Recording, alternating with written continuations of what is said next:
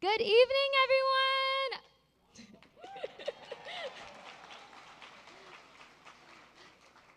First off, congratulations. You've made it here, JROTC Academic Bowl National Championships, one of the most competitive academic competitions in the country. Whether you're representing Navy, Air Force, Army, Marines, or Coast Guard, being here means you're among the best of the best. And that alone is something to be proud of. So my name is Carissa Kim, and I work in cybersecurity at a Series D startup in San Francisco. I graduated from UC Berkeley studying computer science and legal studies, but go Bears, yes. But honestly, one of the most formative experiences that shaped who I am today happened in a room just like this. During my time in Navy JROTC at Troy High School in Fullerton, California, which I found out today that Troy High School is here. So shout out to you guys.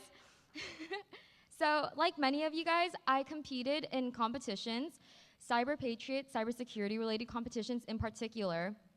But my senior year, I got the opportunity to go to DC through a different academics competition. So standing here today feels like a full circle moment. So just a quick question. How many of you have ever been handed something completely broken and were told just to figure it out? Okay, so a couple of you guys. So honestly, I want to say that's my origin story. And before you think this is another I had it all figured out success story, let me be clear, I stumbled into cybersecurity almost by an accident. One afternoon, my mentor at the time, Commander Stubblefield, approached me and said, "Do you know anything about networks?" And my honest answer was no. Like, the only thing I know is just sending emails and browsing the internet. And he was just like, "Perfect, you're now in charge of our computer lab operations." So he was kidding, of course, but there I was staring at what could generously be called a technological disaster zone. Switches scattered across tables, cables running everywhere with no apparent logic, and absolutely nothing functioning correctly. It honestly looked like a toddler let loose in Best Buy. So my first instinct was slightly mild panic. My second was to start researching frantically. And it was just basically me Googling how to network on WikiHow. And my third instinct, which proved correct, was to begin systematically disconnecting everything and then rebuilding from scratch. So that's how I learned networking, through pure trial and error in a room where half the equipment predated my birth. But here's the thing. There's something almost magical about building a network from the ground up. You're creating the invisible pathways that allow information to flow between devices. So then came the question that changed everything. Commander Stubblefield asked, if someone wanted to hack into this network, how would they do it? And I also had no answer to this. I had been focused on making things work that I've never considered security. And that evening, I went home and I started researching network security. And what I discovered was both fascinating and terrifying. Basically, I realized I've built the digital equivalents of a home with all the doors wide open and a sign that just says free Wi-Fi. So every port I've configured, every service I've enabled, they all represented potential entry points for someone with bad intentions. So that led me to Cyber Patriot, which is a cybersecurity competition. And walking into my first tryouts competition was entering a different universe. They placed us in front of deliberately compromised computers, Windows machines infected with malware, network settings that could make any security professional cringe. And the challenge was that you had 6 hours, and you had to make these systems secure. I remember staring at my assigned computer thinking, I'm like about to embarrass myself. Like, it was giving main character energy, but just like the main character who dies first in a horror movie energy. And so that's what I learned. Cybersecurity is not magic. It's methodical problem solving with higher stakes.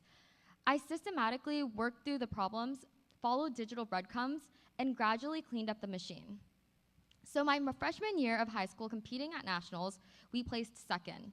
And standing in that massive convention at Baltimore, Maryland, surrounded by teams from every state, holding that trophy, I've never experienced anything like it. But second place wasn't enough for our team. The following year, we came back with determination and we won national champions.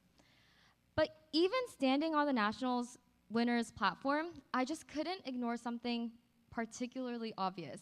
I was one of the maybe 40 girls among 144 competitors. The gender ratio was slightly stark, but sometimes even worse in the computer science field. And those experiences taught me something, that technical competence isn't always enough. You also need confidence to stand your ground and clarity to make your expertise undeniable. Being underestimated is frustrating, but it also develops stronger communication skills and more confident leadership abilities. And here's what I wish someone had told me then. Being different in a room full of technical professionals isn't a limitation, it's an advantage. You bring perspectives that nobody else has. Some of the most innovative solutions I've encountered have come from people who don't fit traditional expectations. So, who here has ever walked into a room and thought, I don't belong here? Okay, so we have a decent amount of hands. And that's good, because that feeling, that's not imposter syndrome. That's your brain recognizing that you're about to bring something new to this table. And if you're in this audience thinking, I don't look like what I imagine a cybersecurity professional looks like, that's exactly why we need you. Because let's be honest, the stereotype is a guy in a hoodie drinking energy drinks at 3 a.m. And yeah, that's valid, but we also need people who touch grass occasionally. Diverse teams spot blind spots that homogenous groups miss. And in cybersecurity, blind spots can be catastrophic. We're facing a massive talent shortage right now. There are over 700,000 open security positions in the US alone. And that's more job openings than there are people who understand why we still use the internet. But this isn't just a problem for the tech industry. It's a national security issue. So you can just shout it out. What's one thing you do every day that you can't imagine living without? Yeah, okay, I heard doom scrolling. Okay. So yeah, your phone, social media, online banking, gaming, all of that needs protection, and that's where you guys all come in. For those considering military careers, these opportunities are incredible. Every service branch is investing heavily in cyber capabilities. Military cyber professionals protect critical networks while defending against nation-state actors. And military experiences provide an easier transition into civilian cybersecurity roles with defense contractors and private companies, like what I'm doing right now. And future conflicts will be fought with servers and satellites as much as ships and aircrafts. So we need defenders who understand both domains. So your JROTC experience has already prepared you with tools that many professionals spend years trying to develop: discipline, leadership, and service. These qualities matter more than ever as we're evolving more threats. And the solution to our talent shortage starts with education. That kind that challenges you to think, communicate, and collaborate. And that's why every single one of you here today is already part of the solution. You've worked hard, studied late, and earned your spot at one of the most prestigious academic events in the country. So don't let anyone make you ever feel like you need to fit a certain image to belong in any field. You don't have to be the loudest in the room or know everything. You just need to be the person who cares enough to ask, but what if someone tries to break in when everyone else is celebrating that it finally works? Here's one question I want you to think about. What's one problem in the world that genuinely keeps you up at night? Climate change, healthcare access, education inequality, cybersecurity threats. Whatever it is, that is your North Star. That's where you can make the biggest impact. And someone out there is depending on the work that you'll do, the system that you'll protect, the patients you'll help, and the teams you'll lead. The next big breakthrough might come from someone in this very exact room. So be curious, ask the tough questions, don't settle for that's how it's always been done, challenge assumptions, take risks, and learn from failure. It's one of the best teachers you'll ever have. And whether or not you win this competition, you've already achieved something extraordinary. The skills you've gained, teamwork, strategy, communication will serve you for life. Don't let a scoreboard define your success. the scoreboard doesn't see your guys' 2 a.m. study sessions, your group chat keeping everyone motivated, or that moment when you finally understood something that seemed impossible. And also when you're 30 and looking back at this moment, what will you remember the most? The trophy? No. The fact that you were brave enough to support and show up, compete, and push yourself beyond what you thought was possible. So we need people like you. In cybersecurity, yes, but also in medicine, education, public policy, engineering, military, and beyond. People who are driven, thoughtful, and committed to making things better. So thank you for being here today.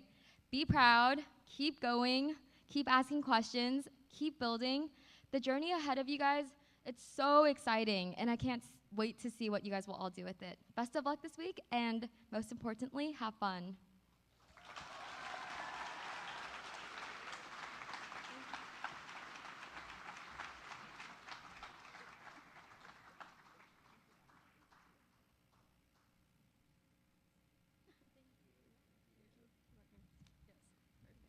All right, thank you so much, Miss Kim. You definitely give main character energy, so we're excited to see all of the awesome accomplishments that you make in, oh my goodness, okay, in cybersecurity and in the world. So let's give it up one more time for Miss Kim.